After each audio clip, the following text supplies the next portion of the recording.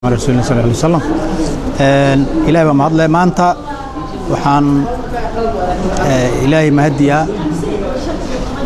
إن عمرو دوال دقين سنة جوريدي لابد جرستي بارمانكي جبلين والله أساسي لما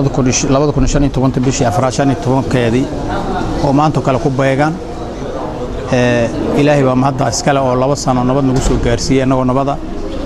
marka insha Allah waxaan u hambalya nabad u marinay dhamaan ummadda Soomaaliyeed oo ku hadlay afka baarlamaanka Jubbaland gaar ahaan madaxweynaha dawladda federaalka ah mudane Maxamed Cabdullaahi Farmaajo iyo labadiisa gole iyo saddexda labada gole iyo golaha fulinta dawladda federaalka iyo madaxweynaha dawlad goboleedka Jubbaland iyo labadiisa gole iyo dhamaan ummadda Jubbaland gaar ahaan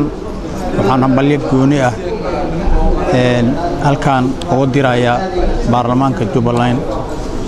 oo 2 sano oo runtii adag oo dhib badan oo aan baarlamaanka horeynin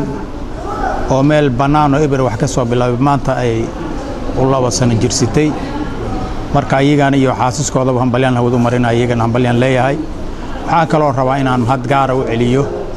ciidamada qalabka sida ay reer Jubbaland iyo ciidamada kale kaaba Amazon oo runtii aan la heli lahayn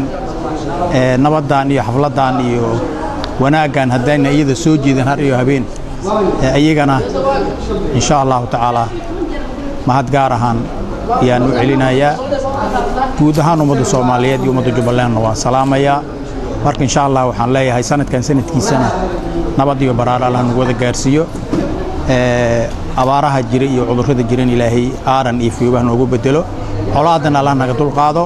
marka insha Allah guud ahaan ummadda Soomaaliyeed iyo gaar ahaan ummadda Jubbaland baan balyan leeyahay salaamu alaykum wa rahmatullahi wa barakatuh